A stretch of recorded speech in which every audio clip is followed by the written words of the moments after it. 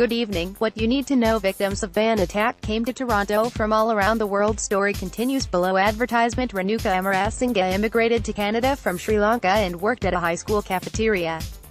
Chul Min, Kang immigrated from South Korea and was a chef at a popular chain of Brazilian steakhouses. Betty Forsyth was a Scottish woman in her 90s who lived in a Toronto community housing complex. Munir Najjar, from Jordan, was visiting Toronto to see his family. All four died in Monday's horrific van attack.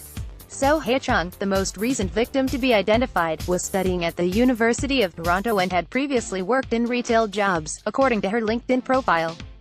She was 23. Dorothy Sewell, 80, was known as an avid sports fan who never missed a Blue Jays game.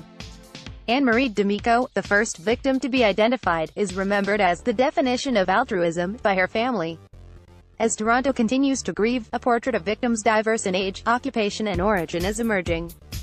Among the injured are people who came to Canada from places such as Eritrea, Iran and Russia. Authorities still have not released an official list of victims. On Tuesday, Ontario's Chief Coroner Dirk Hoyer said it will still be a number of days before official information is given because of the scale of the attack. When we have tragedies of such numbers and complexity, it is very challenging. It occurred in a busy pedestrian area and it occurred over a significant distance, Dr. And there were many who were injured as well as deceased. We'll continue to update our primer on how the attack happened and what we know so far as we learn more information. The link also includes information on how you can help with donations or the investigation.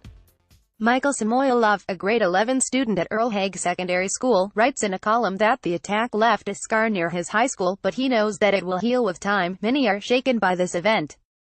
Some Earl Hague students were unlucky enough to witness the carnage firsthand.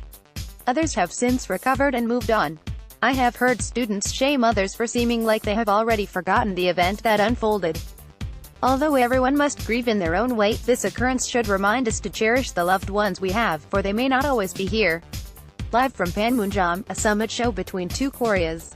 With nuclear peace in the balance in the coming hours, the leaders of North Korea and South Korea are expected to meet for the first time south of the demilitarized zone in a historic summit.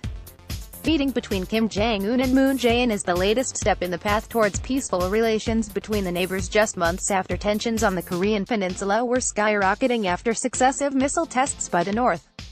Mr. Kim is expected to cross the border into South Korea around 8:30 p.m. The high-stakes meeting is a carefully planned event and parts will be televised live. Everything from the furnishings and food to the attire of the leaders are expected to be scrutinized in real time. One expert says it'll be like the Oscars, in a way. More than 3,000 journalists have signed up to cover the event and nearly a third are foreigners. Korean business owners are watching the political talks eagerly to see if the rapprochement will lead to stronger economic links between the two countries. Story continues below. Advertisement: BC asks court for power to limit oil shipments and fight over Trans Mountain pipeline. British Columbia's provincial government asked the province's Court of Appeal whether it has the jurisdiction to require any company to ship heavy oil through BC to obtain an extra permit. The court references the latest move in the ongoing tug-of-war between BC, Alberta and Ottawa over Kinder Morgan's Trans Mountain pipeline expansion project. We have asked the courts to confirm BC's powers within our jurisdiction to defend BC's interests, so that there is clarity for today and for the generations to come.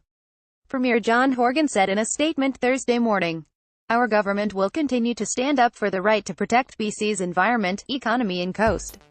BC is also asking the court whether permits could apply to hazardous materials that go between provinces and if federal laws have more weight than provincial laws.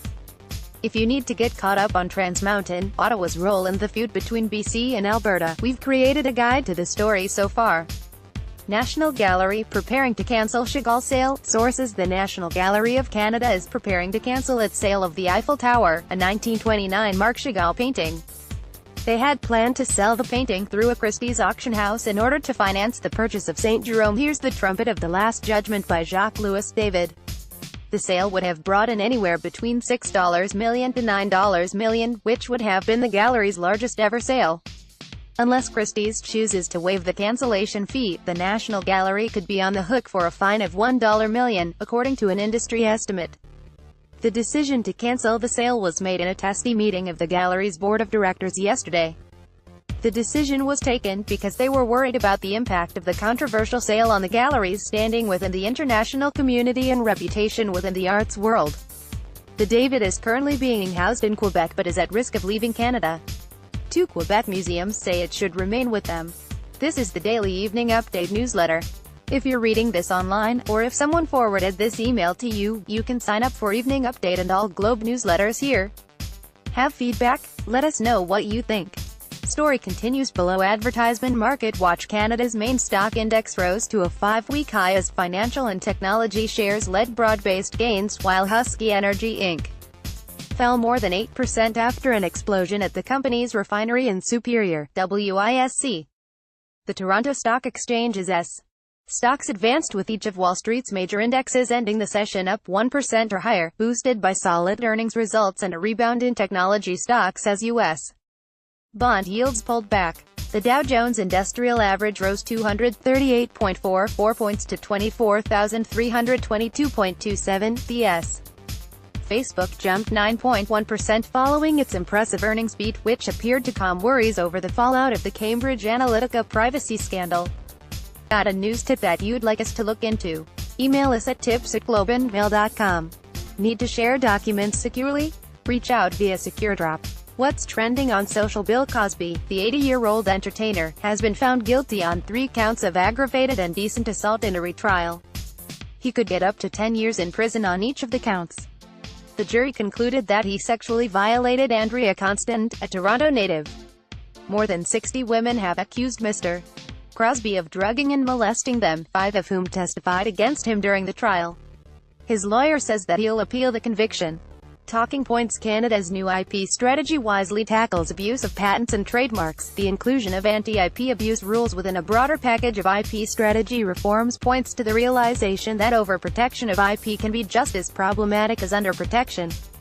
While policy debates around intellectual property typically involve pressure to escalate IP protections and safeguards, the government has rightly recognized that misuse of IP rights can also have a significant chilling effect on innovation, leaving consumers and smaller innovative businesses caught in the crossfire.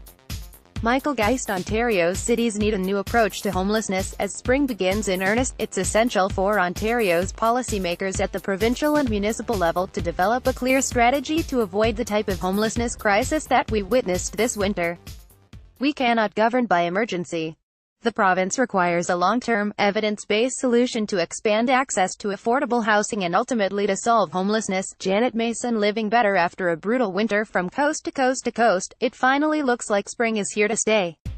Marjorie Harris answers 4 questions to help you get your garden ready. What the difference between organic matter and compost is, when you can take indoor plants outside, how you can attract good insects into your garden, and when you should fertilize your container plants. Long read. For a long commute. Meet the top 1,000 megastars. Not sure which top 1,000 companies to buy? For more than 3 decades, Report on Business magazine has been identifying key information that investors need to know about Canada's largest companies. This year, the magazine analyzed the data for you to arrive at a short list of 20 recommended stocks. Last year's picks delivered a stunning 16.2% return. For subscribers, Evening Update was written by Maya Zalam and S.R. Slobodian. If you'd like to receive this newsletter by email every weekday evening, go here to sign up. If you have any feedback, send us